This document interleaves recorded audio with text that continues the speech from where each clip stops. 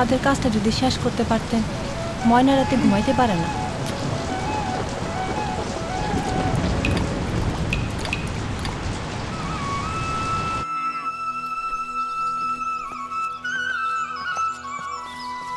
খাও সুলতান। এত ছোট গরু বেচতে পারবেন? ব্যস্ত তো হইবই, নাহলে সাদের কাজটা কেমনে শেষ করবো? আরো খাবি?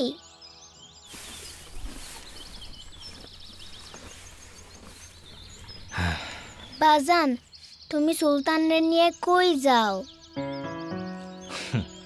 তোমার জন্যে ঈদের জামা আনতে শহরে যাই। সত্যি তো? আমার জন্য লাল জামা নিয়ে আইবা। আচ্ছা মা।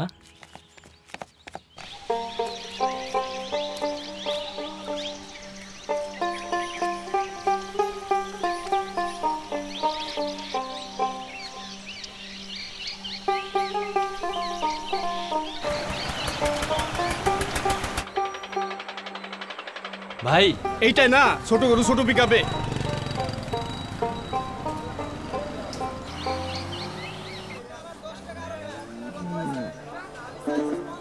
জি না গরু, নাম রাখছে সুলতান।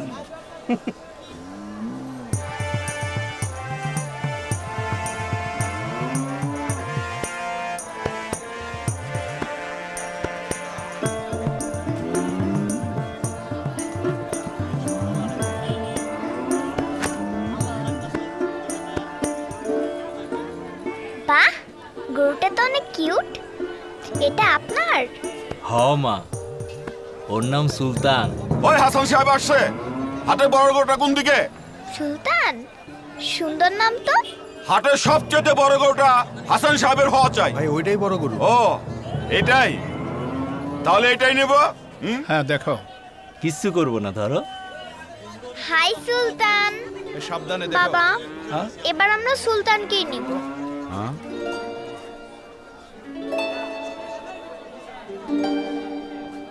লিসা মামনি, এটা তো অনেক ছোট গরু।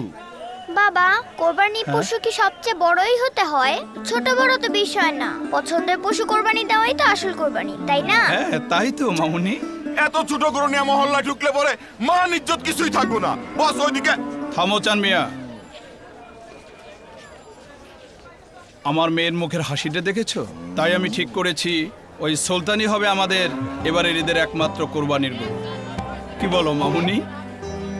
থ্যাংক ইউ বাবা। থ্যাংক ইউ মামুনি। হ্যাঁ দাও।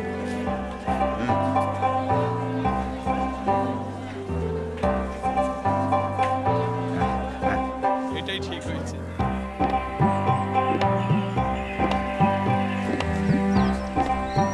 বাজান। কি রে মা?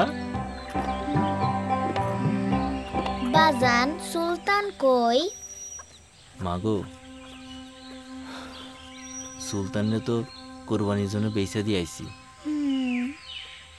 কিন্তু দেখো সুলতান তোমার জন্য কি পাঠাইছে। বাহ, লাল জামা, কত সুন্দর। আর তোমার মায়ের জন্য আনছি বাজারের সেরা সিমেন্ট।